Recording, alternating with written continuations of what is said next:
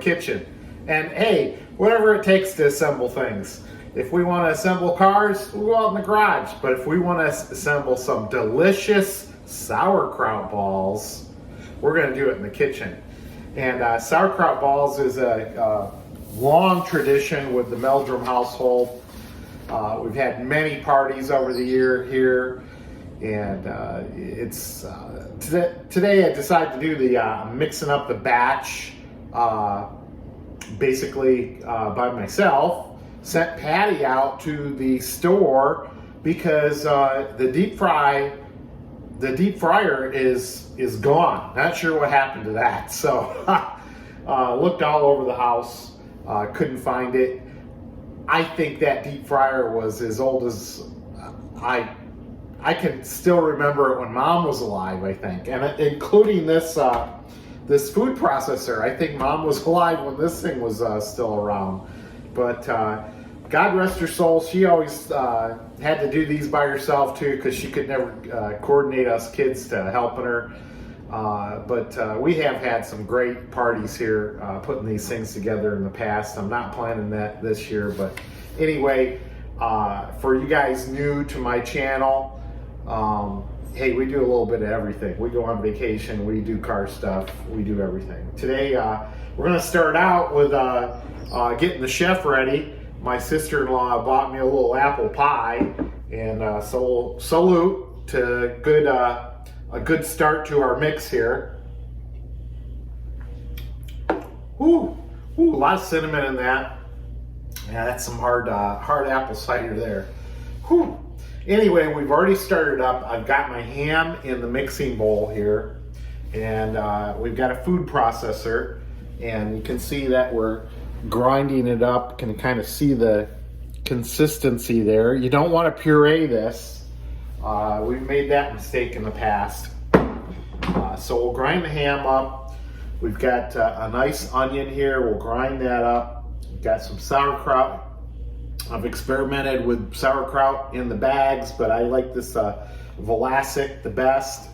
And of course, we got some corned beef, Livy's corned beef in the can, and we'll grind that up too, and then mix it all together. And basically, that will give our mixture. Let me see here. So it's 2 pounds of sauerkraut ground, 1 can corned beef ground, 2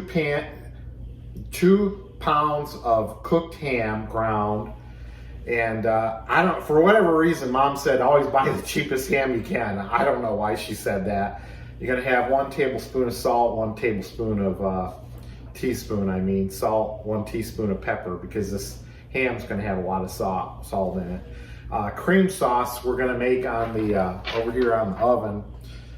We've got 1 cup of milk, 1 3/4 cup of flour, 3/4 cup melted butter, and we're just going to stir that until it thickens up, and then dump it into the overall mix.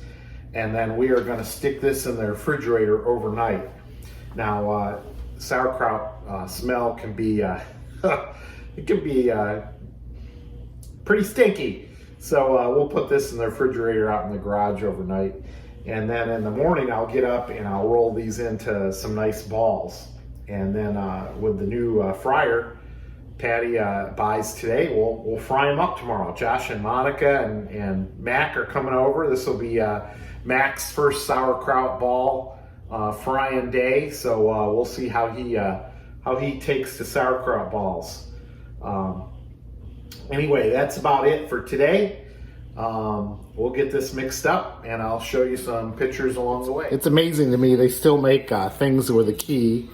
And all you youngsters out there are probably saying, what the heck are you making, Uncle Mark? This is, like I say, corned beef in a can. Old school, baby.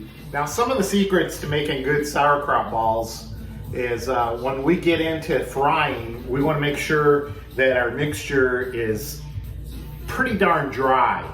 So we've got this mixing bowl here, and basically I've got some sauerkraut in there right now.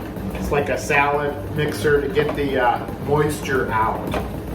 So I'm going to mix that up, and then as you can see, it'll dry your sauerkraut out. I mean, look at all the water we're gonna dump out here. All right, so get your sauerkraut nice and dry. Another technique we've learned over the years is the sauerkraut is kind of stringy, so it gets hard to kind of mix up the balls with stringy sauerkraut. So I'll go ahead and very quickly throw this through the food processor one time just to grind it up a little bit. Once again, I don't want to puree it because I want to have some texture in the sauerkraut balls. So yeah, just a little tip. And like I said, you want to have dry sauerkraut balls because once you make those balls and put them down in the fryer, if they got any moisture, they're going to start to explode. And you want the sauerkraut balls to explode in your mouth with flavor, not in the fryer. So yeah, that's why we do it like that. Sometimes I'll put the onion through the mixer too, the salad tosser here, to get the moisture out of the onion. But this particular onion was fairly dry when I cut it up, so I just cut it up, I ground it up, and I threw it in the mix. All right, the next thing we're gonna do is basically make our cream sauce to put in the mix. And we're gonna start out, I like pre-soften my butter. So we've got 3/4 cup of butter there. And then we're gonna start heating that up. And then we've got a cup of milk.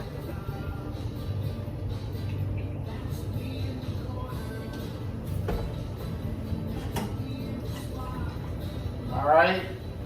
And then we've got 3/4 cup of flour that I will add and continue to mix. All right, close enough.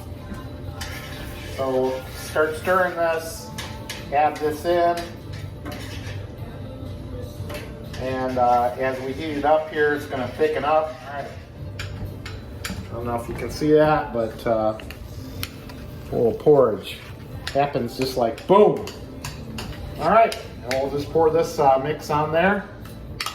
And then we're gonna mix everything up. All right, so I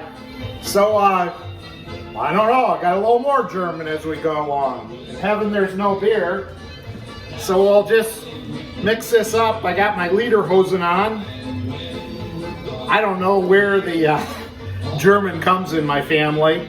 My last name is Meldrum. That's a Scottish descent. And my grandma's name was Bar, which is also a Wales Scottish descent. But I think on my grandma's side, she was a Gem, and I think Gem is where we get our German heritage. But yeah, we're gonna mix this up as we listen to "In Heaven There Is No Beer." So that's why we drink it here, by Frankie Yankovic. It's kind of funny. My dad really loved polka music, loved music like this. You know, he was in World War II. He spent some time in Germany fighting the Germans. But I guess their heritage was pretty good once you got past the Nazi stuff.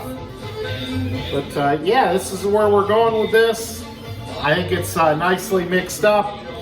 We're gonna make some, of course, we'll make some nice balls. We'll ball them up.